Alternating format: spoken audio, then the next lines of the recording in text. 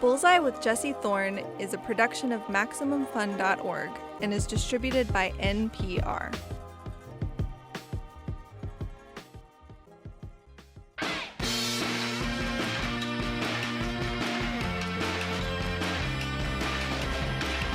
It's Bullseye. I'm Jesse Thorn. What follows is an interview conducted by Carrie Poppy. Carrie is, of course, the host of Maximum Fun's own podcast, Oh No, Ross and Carrie. In the show, Carrie and her co-host Ross Blotcher investigate spiritual and paranormal claims in the best way they know how. They try them out. That means looking for ghosts or joining Scientology or trying out New Age home remedies that are slightly too gross to talk about on NPR. One time, my friend Jordan and I went on their show and we vaped essential oils. Did not seem to have an effect on me. A little coughing. Carrie's guest on Bullseye this week, Julia Sweeney. You probably know Julia Sweeney from her work on Saturday Night Live. She was on the show for the first part of the 1990s. She's followed that with other interesting work. She's performed a series of monologues that talk about her life and her relationship with religion in a funny, honest way. God Said Ha might be the best known of them.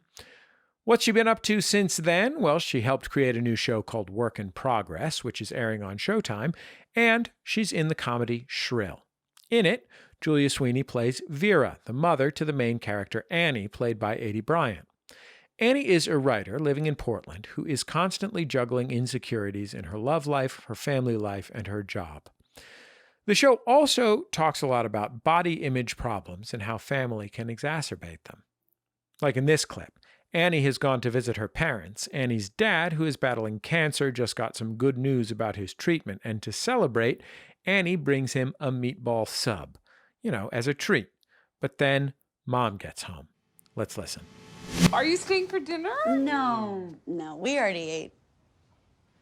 Oh, tell me you did not bring this crap into our house, did you? Honey, come on. Yeah, relax. It's a meatball sub. It's one sandwich, one day, and Dad got good test results today. Yeah, today, but that doesn't mean he's home free. We still have to worry about our health. Okay, you don't have to control every single thing that we eat. Okay, yeah, well, I read your article, and I know I'm the horrible mother who forced you your whole life to eat healthy and exercise. And now all my friends are reading about it. Okay. So that's great. Well, I feel some of those things, so I wrote them. Then why didn't you come to me and talk to me about it first? Instead, you just publish it so the whole world can see it. Yeah, because that's what you actually care about. You can say it's about my health, but all you actually care about is what other people think. That is not true, Annie. Yes, it is. And you micromanage everything, and it's not just me. Now that Dad's sick, you get to do it to him, and you love it. Julia Sweeney, welcome to Bullseye. Hello. God. I don't know who to identify with in that clip. Oh, my God. Well, I know. they're okay, both good. so sympathetic. That's good. Yes, I agree. Yeah, I think your character in this scene and in the show at large is she's a real mix of like passive aggressive, but also really loving and genuinely concerned. Or that's how I see her. Is that how you see her? Yeah, it's been actually a great Rorschach test for people, because sometimes people say, "Oh, you play the mother on Shrill. She's so horrible," and I'm like, "Really? Is she? Is the character? Because it's pretty close to what I mean, not totally, but yeah, she is sympathetic. Actually, I really appreciate that they made her so sympathetic. I probably would have made her more of a monster, because my mother and I battled about my weight.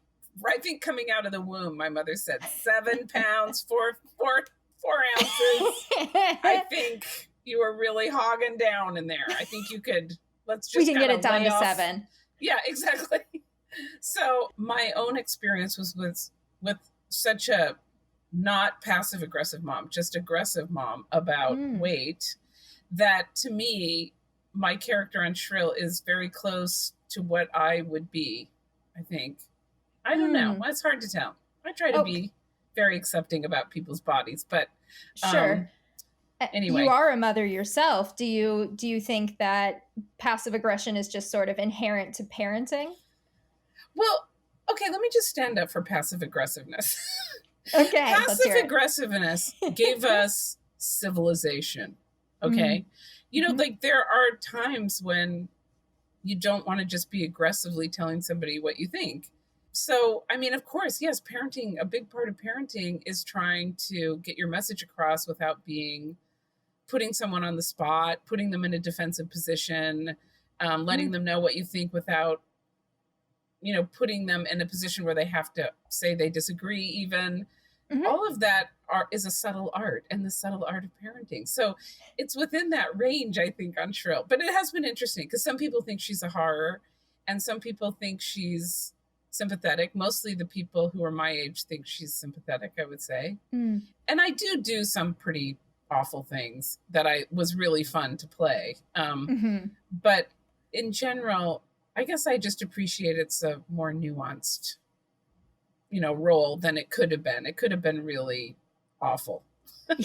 Absolutely. Yeah. You kind of frame passive aggression as the superego, our way of interacting with the world that kind of meets in the middle between what society wants from us and what we might want ourselves. Right. And the other thing is, there's some things only a mother can say. I mean, like, there are some things that I feel like it's your responsibility to say because I believe other people would think, oh, I can't say something, but your mother should definitely say something. So, right. You know, like I mean, really in my situation, it isn't about weight. That's not our issue, but there are certain things, you know, like that you want to let somebody know. I mean, so it's very complicated to be a mom and you pretty much are never going to win. I was just saying to someone, because I don't have kids myself, and I was saying it seems like the project of parenting is pretending you don't know better when you probably know better. Yes, that's true. That's good. Do you find that in your own relationship with your own daughter or with your own mother? Wow. Well, with my own mom is such a different relationship now than it was because she's declining and her memory's going. So it's more like I'm her mom. I take care of her money and I talk to the nurses where she's at, you know, so, but growing up, my mother was very critical of me and how I looked and really did only care what other people thought. Well, I don't know if she knew the difference between what other people thought and what she thought. I think to be heavy was the absolute worst sin that any woman could ever make.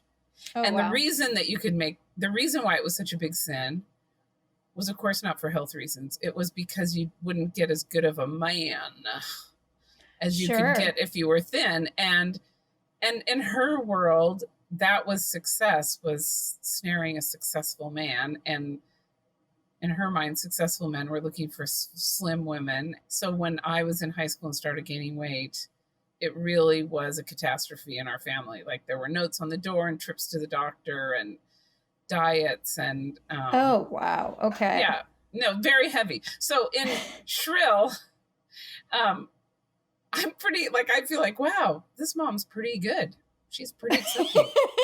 Yeah, but she's not saying it outright. What more do you want from her? Exactly. I know, like we're on Shrill to be like, well, I don't know if I'd wear that top with those pants. My mom would say, you look fat and you look terrible. And from the side, it's the worst. So then when you first read this script that is by, or that is about Lindy West, who may have gone through some of the same things you did, was that a breath of fresh air to kind of see that reflected?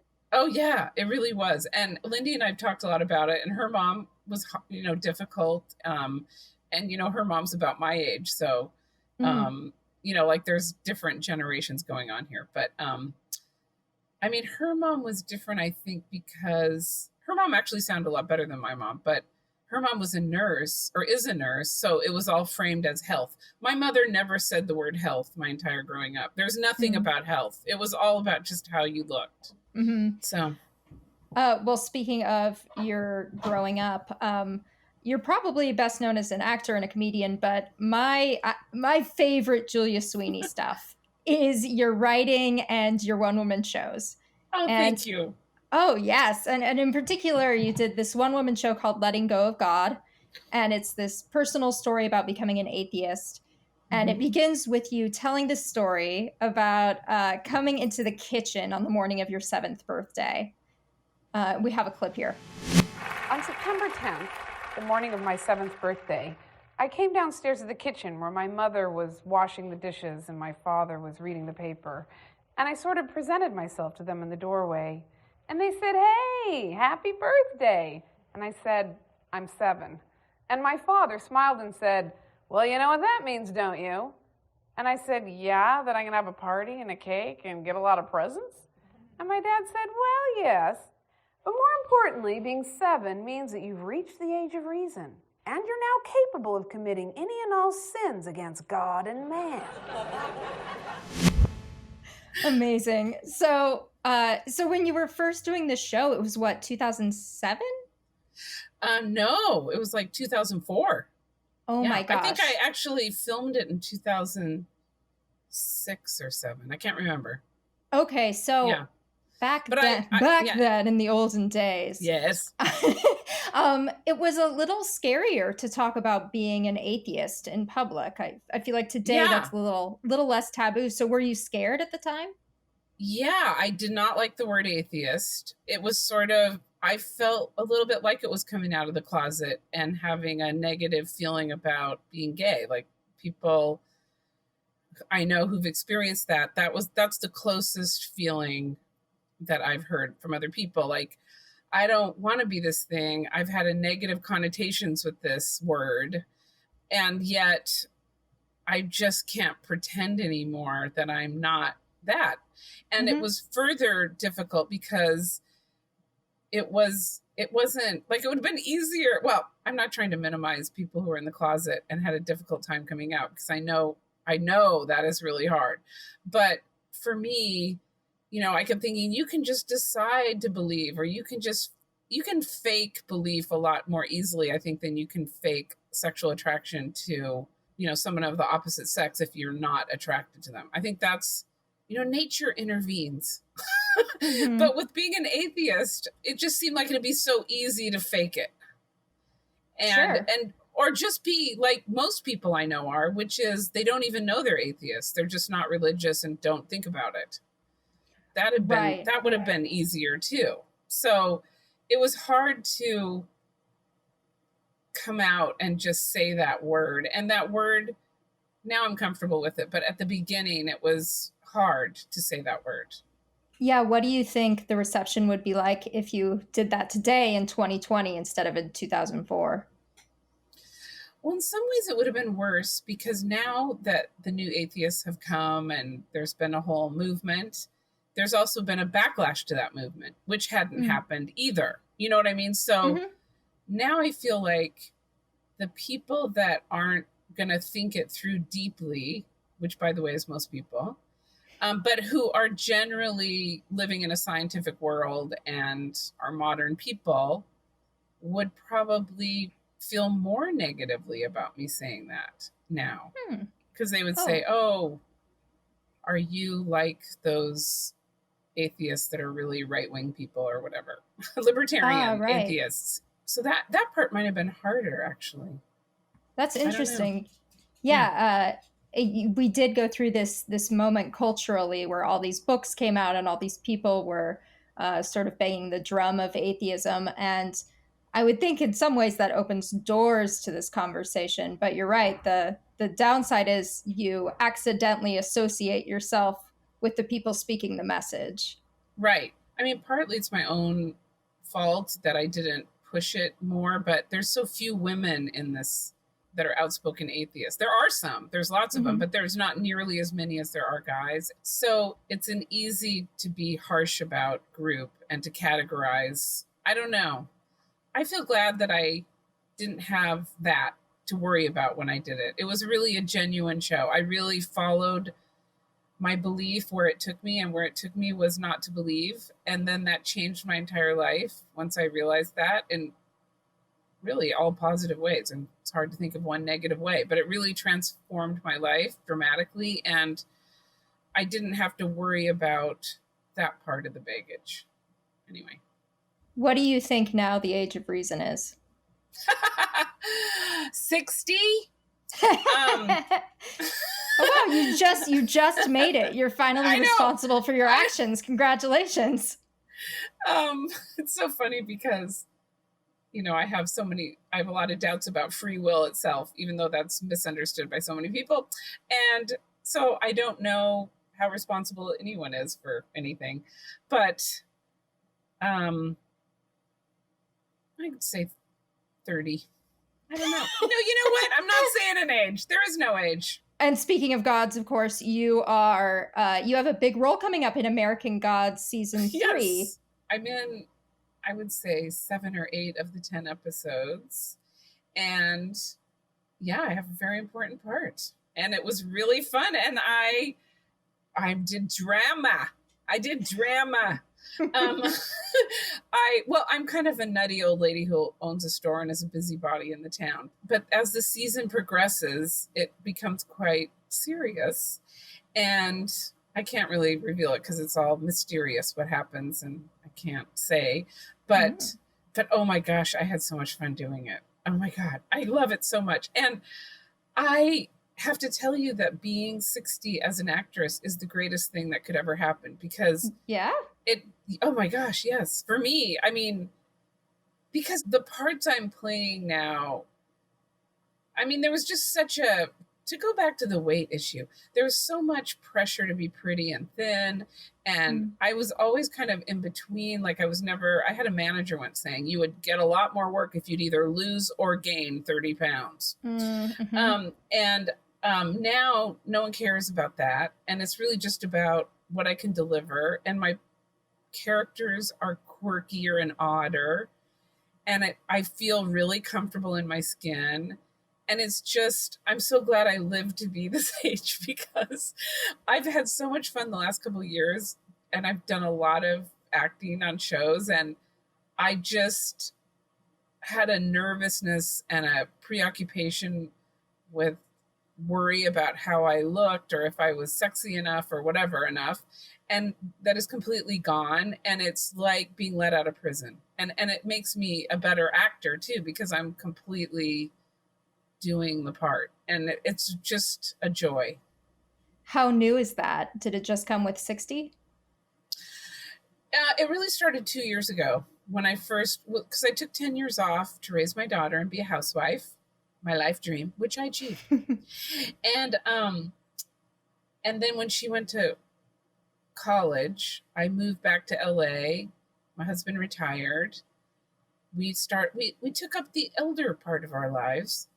And I went out and started auditioning and I got Shrill and then Work in Progress, which is a long story, but I was kind of involved in the inception of that. And I'm so proud to be on that show. And then American Gods, and I did a Brooklyn Nine-Nine and I did some voiceover and I just got a lot of work right away. Like it was a big shock. And in some ways I feel like Hollywood was waiting for me to get old because I think I had an old person vibe when I was younger and it was very confusing. And now I just am old and I all fit together now. Oh, you caught up. I caught up. That's really interesting. And I see that because you have such a huge cerebral mind and it comes through in everything you do. I feel like if you hadn't been a funny person, you would have been a college professor or a philosopher or something like that. What do you think? I totally what do you think you'd so. be? Yeah?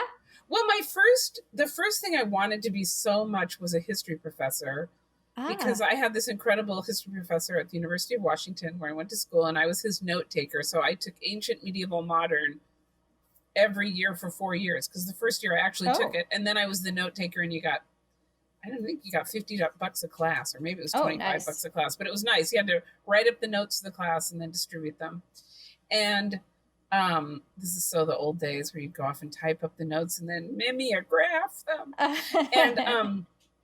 And I loved him so much, Dr. Bridgman. And I took every class he taught, which he happened to be an expert in German history. So I took every class that I could possibly take that he taught, which was mostly, the unification of Germany in 1873. How did Bismarck change Germany? Those kind of classes. And classes with semicolons in the title. Yeah. And I wanted to be him because he was a performer. He would teach these classes. The survey classes would have 700 people in them and he was funny and he would strut across the stage and he would deliver his lectures, and I was just like, that's for me. And in a way, I wish I got to live another life so I could have been that also. Yeah. Well, that's interesting, because I kind of see the echoes of that in your monologuing, that they are performative, they are entertainment, but they also have this fundamental aspect of education. Yeah, I mean, I do, even though right now with COVID and staying home, and I'm so happy to be home in spite of all the horrendous stuff that's happening in the world. That keeps me up at night. But in the day, I'm feeling happy to be home. But I do, and I'm thinking I'm going to stop performing and just write, because I've been doing a lot of writing and I'm really loving it. And it takes a lot of energy to perform. You have to get a theater, you have to get an audience, you have to sell tickets, and it's just a lot. But the ideas, I keep having ideas for shows. Like, I want to do a show called The Bible is Fascinating, Believe It or Not. And I was thinking I'd love to do a show just called Androgyny, just talking about the biological differences between men and women, and what we know right now and what we don't know, and how different cultures have handled those differences and perceive those differences in people, how different cultures have some matriarchal, some patriarchal, attacked that difficult question of non-binary stuff so differently. And I've done lots and lots of reading about that, and there's a lot of interesting and funny stuff about that. It just seems like that would be a fun show to do. Yeah. Is that something you would do with a non-binary performer then? No, I think it would be me like a teacher, I would be explaining what I'd learned and what was funny about it, and how we could maybe think of things differently, because it wouldn't be just about non-binary people. It would be about all of us and our sexuality and how it's reflected in culture and so forth. But I'm saying that, and while I'm saying it, I'm thinking, don't say that, Julia, because you're never going to do that show. More with Julia Sweeney still to come. Another new show she's appeared in is called Work in Progress. In it, she plays a fictionalized version of herself who has to answer for the damage done by one of her most well-known Saturday Night Live characters, Pat. More about that after the break. It's Bullseye from MaximumFun.org and NPR. Until recently, Edmund Hong says he didn't speak out against racism because he was scared. My parents told me not to speak up because they were scared. But I'm tired of this. Listen now on the Code Switch podcast from NPR. Welcome back to Bullseye. I'm Jesse Thorn. Our guest is Julia Sweeney. The comic actor and writer is starring in the TV shows Work in Progress and Shrill, which are airing on Showtime and Hulu, respectively. She's being interviewed by Carrie Poppy, the host of the podcast Oh No, Ross and Carrie. Let's get back into the conversation. Julia is perhaps best known for her work on Saturday Night Live in the early 1990s. Her most recognizable character from that time was Pat, a shy, insecure person who sparks confusion in most people they meet due to their androgynous appearance. In recent years, there's been more vocal criticism of the character. Actor Abby McEnany was one of those people who didn't care for Pat. She created the TV series Work in Progress and wrote a fictionalized version of Julia into the show, where she would meet and be confronted by a fictionalized version of Abby. In this clip, Abby is on a date at a restaurant when she sees Julia. Abby is overcome with anxiety about confronting her and passes out at the restaurant. When she comes to, she and Julia meet and talk about Pat. Do you think maybe you should have some water? Oh, no, I have Miller Lite. Oh. It's mostly water. Yeah. Well, again, I'm so sorry. You don't have to be sorry. We're good. No, I feel terrible. It's so weird to meet you in real life and be with you. Because your character, like Pat, was just part of my life for so long, in a pretty bad way. So it's just. Oh God. Look, people suck, right? Yeah, they do. I'm so sorry. I'm fine with it. I'm not fine with it. I feel terrible. I didn't mean it to be mean. I think I was really naive. I think I was, but now I'm like, ugh. Don't you mean? I think you mean. Oh man! Oh no! So how were you approached about this project? Was it already on the page, or was it a conversation? It was just a conversation. Abby came to I was working on a one-person show in Chicago at Second City, and I was doing shows every Sunday night. And she came to the show, and we met, and I loved her so immediately. And she told me that she had also done a one-person show about her life, and her friend Tim, who was with her at my show, was filming sort of some vignettes from it. It wasn't even a pilot then. It was just like, oh, here's a scene. They just kind of described the scene. And I was like, oh, of course I'll do it. And they were so happy. And we mostly, I mean, to me, I just remember how much we all bonded, and we had such a similar point of view about everything. Anyway, we filmed that scene. They filmed other scenes. They cut it together. It became a pilot. They were saying it was going to be webisodes. When I shot it, I thought it was just going to be a webisode or something. I didn't even understand. Then they submitted it to Sundance. It got in, and which isn't crazy because they take pilots now, but only like 12. And so I went to Sundance, and I think Lily Wachowski was on board by then. And I pounded the pavement because I was the only name in it, and I got some attention. But the main thing is the show itself is so good. I mean, they actually didn't need me or anybody. I mean, the show is so good. And Showtime bought it. So that's how I kind of ended up an executive producer on it. But because I was there at the beginning.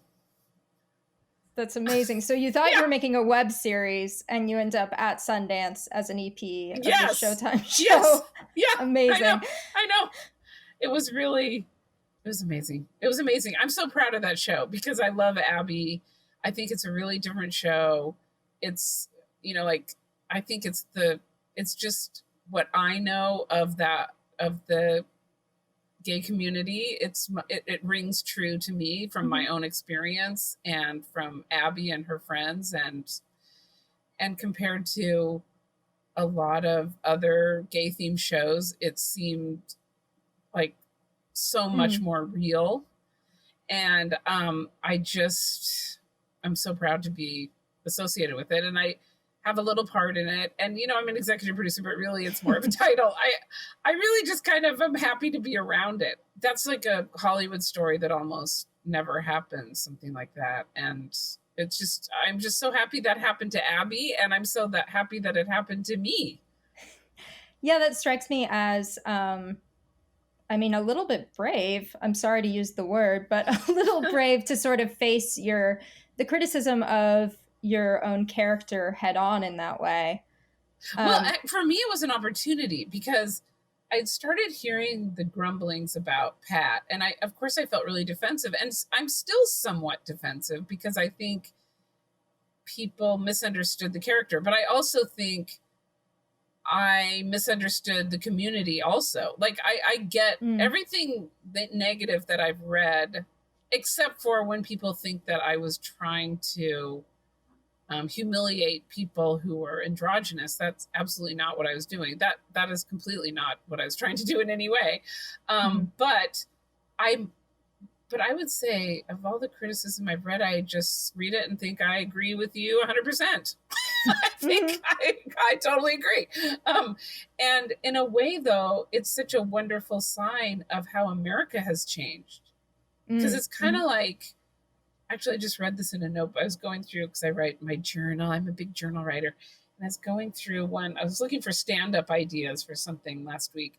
And I saw a thing that Michael had said to me, my husband Michael, saying, is the day that Pat is not funny at all is the day that America has finally grown up. Which is true. That's absolutely true. And I thought that's such a good insight. The fact that it was so popular shows you the problem. Fair enough. It's very modest of you to see it that way. Well, I mean, part of it was that I was trying to do something that no one realizes I was trying to do, because to me, Pat isn't non-binary. Pat is male or female, but is oblivious to how Pat comes off to other people. That's what I thought the joke was. So to me, that was funny. I actually still think that's funny. But, and then of course the laughing was people seeing other people who were as confused as them and uncomfortable. And then that Pat was so oblivious to that uncomfortableness. That's where I found the comedy.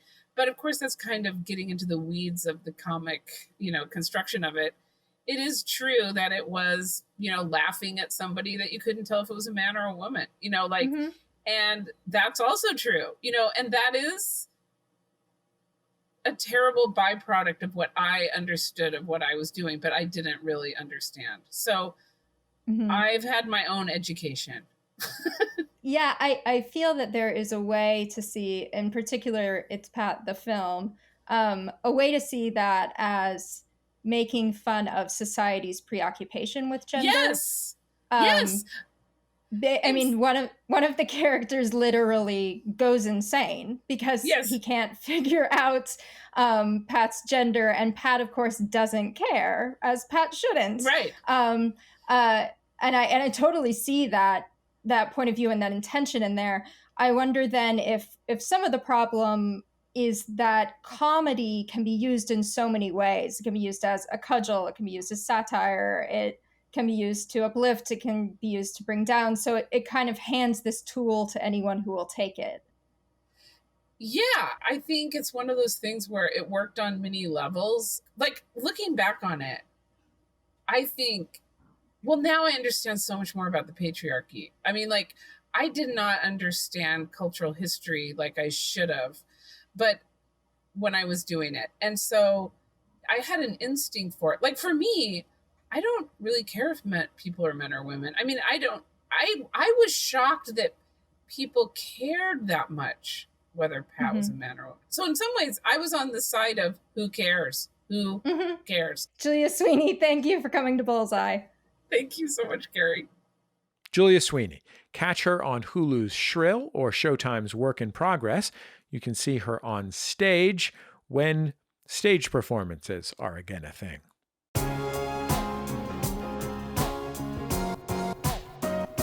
That's the end of another episode of Bullseye. Bullseye is produced from the homes of the staff of Maximum Fun in and around Greater Los Angeles, California, where the Maximum Fun team ordered a cameo for our colleague KT Wigman's birthday. The subject of that cameo video message?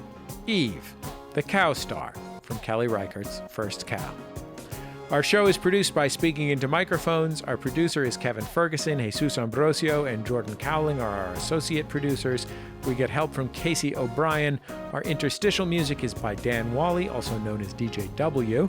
Our theme song is by the Go Team. Thanks to them and their label Memphis Industries for letting us use it. You can also keep up with the show on Facebook, Twitter, and YouTube. Just search for Bullseye with Jesse Thorn.